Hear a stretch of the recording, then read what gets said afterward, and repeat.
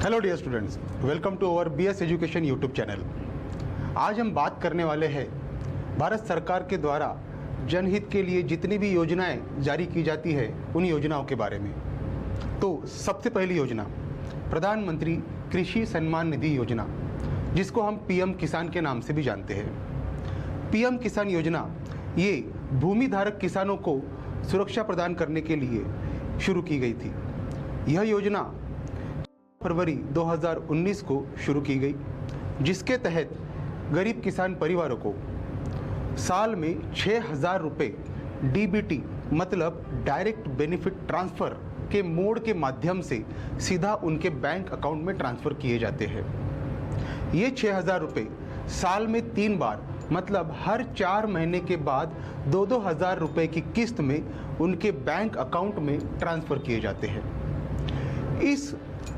इस योजना में लगभग अब तक 11 crore, please note 11 crore 11 crore farmers ने एनरोल किया हुआ है और 2023-24 के आंकड़ों के मुताबिक अब तक 2.81 लाख करोड़ रुपए किसानों के बैंक खातों में ट्रांसफ़र किए जा चुके हैं। स्कीम नंबर 2 प्रधानमंत्री किसान मानधन योजना।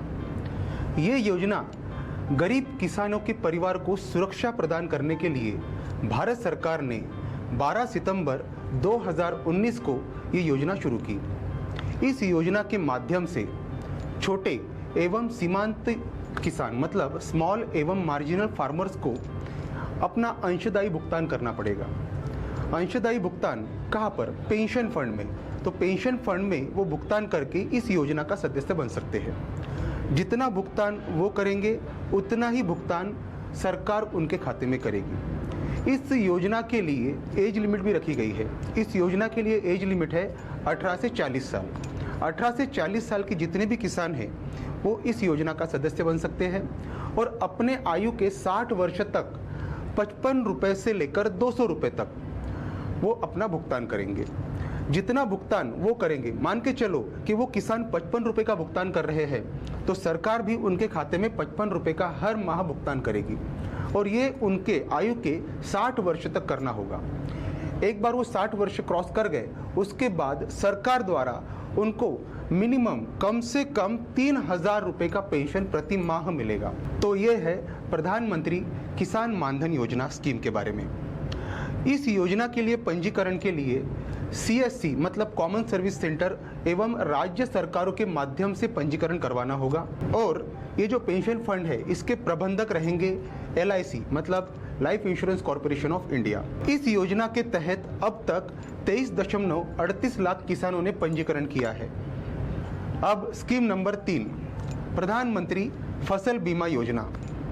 यह स्कीम किसानों के लिए उनके फसलों के होने वाले नुकसान से बचाने के लिए बुआई से पहले से लेकर कटाई के बाद तक प्राकृतिक आपदा के वजह से यदि कोई उनके फसलों को नुकसान होता है तो उस नुकसान से बचने के लिए भारत सरकार ने 2016 में फसल बीमा योजना शुरू की। इस योजना के तहत यदि किसान आवेदन करते हैं तो वो निश्चिंत हो जाते हैं कि यदि कोई प्राकृतिक आपदा आए तो उन पर कोई संकट ना आए।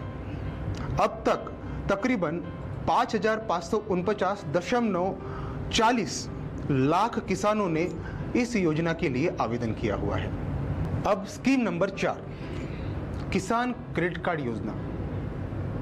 जब किसानों को उनके खेती के लिए कोई ऋण चाहिए होता था तो वो साहूकारों की तरफ जाते थे। साहूकार उस बदले में उनकी जमीन गिरवी रखते थे। इस वजह से किसान साहूकारों के कर्जे के तले दबे रहते थे। अब इससे निजात पाने के लिए गवर्नमेंट ऑफ इंडिया ने साथ में रिजर्व बैंक ऑफ इंडिया और नाबार्ड ने मिलकर 1998 में किसान क्रेडिट कार्ड योजना शुरू की। इस योजना के माध्यम से किसानों को बिल्कुल सरलता से एकल खिड़की योजना मतलब सिंगल विंडो स्कीम के तहत उनको एकदम सिंपल तरीके से ऋण मिलने लगा और इस ऋण को वो बीज खरीदने के लिए, फर्टिलाइजर्स खरीदने के लिए, पेस्टिसाइड खरीदने के लिए यूज़ कर सकते हैं। फिर 2016 में गवर्नमेंट ने इसको और थोड़ा एक्सटेंड किया, मतलब किसान खेती के लिए ही नहीं तो अगर उनको पैसों की ज़रूरत आन पड़ी है, मतलब किसी और काम के लिए, जैसे घर में शादी हो या कोई त्यौहार मनाना हो, पैसों की कमी हो, तो भी वो किसान क्रेडिट कार्ड के स्कीम के माध्यम से ऋण ले सकते हैं। अब 2019 में सरकार ने इसको और एक्सटेंड कर दिया। अब इसमें जो फिशरीज है, साथ में हस्बेंड्री है, एनिमल हस्बेंड्री है, उसको भी उन्होंने इंक्लूड कर दिया, मतलब मछली और पशुपालन करने वाले ये भी इस स्कीम के अंदर आ चुके हैं। अब लास्ट और इम्पोर्टेंट स्कीम नंबर 5, पर ड्रॉप मोर क्रॉप।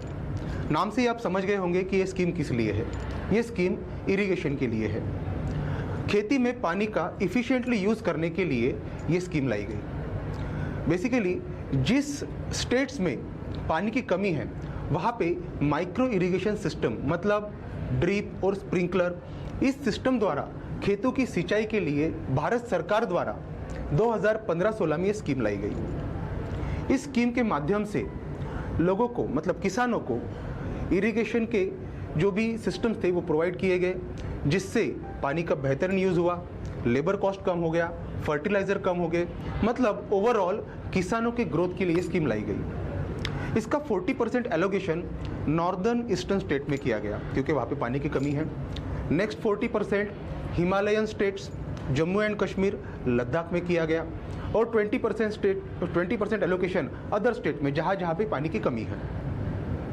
अब तक इस स्कीम के माध्यम से 2023 तक 78 लाख हेक्टेयर एरिया इरिगेशन के नीचे लाया गया और अनुमानित है कि और भी एरिया कवर किया जाएगा। तो that's all about schemes of agriculture. अगले वीडियो में हम और भी कई सारी स्कीम देखिए, तो देखते रहिए BS एजुकेशन। Thank you.